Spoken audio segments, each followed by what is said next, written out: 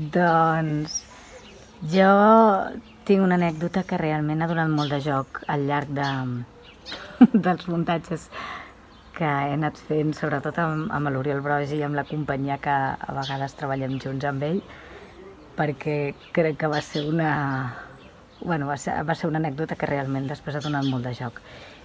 Estàvem fent Antígona l'any 2006 a la Biblioteca Nacional de Catalunya.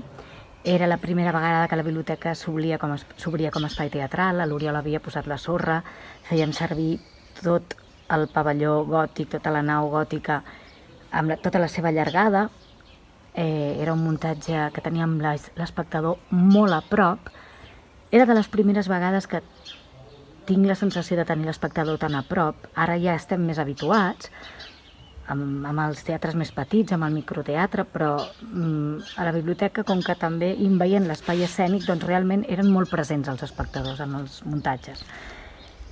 I l'escena primera de l'obra començava molt amb una penombra,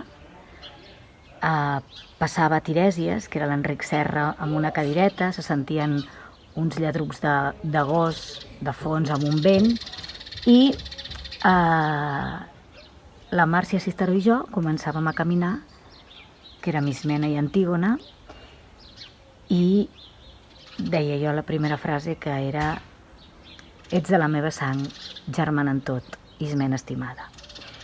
Doncs just abans d'agafar aire per dir la primera frase, sento una senyora de primera fila que li diu a la senyora del costat que és baixeta. I recordo que em vaig voler morir de dir: escolti'm senyora, jo ho sento tot, sí, soc baixeta, què vol que li faci? I realment el que és baixeta l'Oriol ho fem servir molt, quan a vegades dic alguna cosa diu: oi, que és baixeta.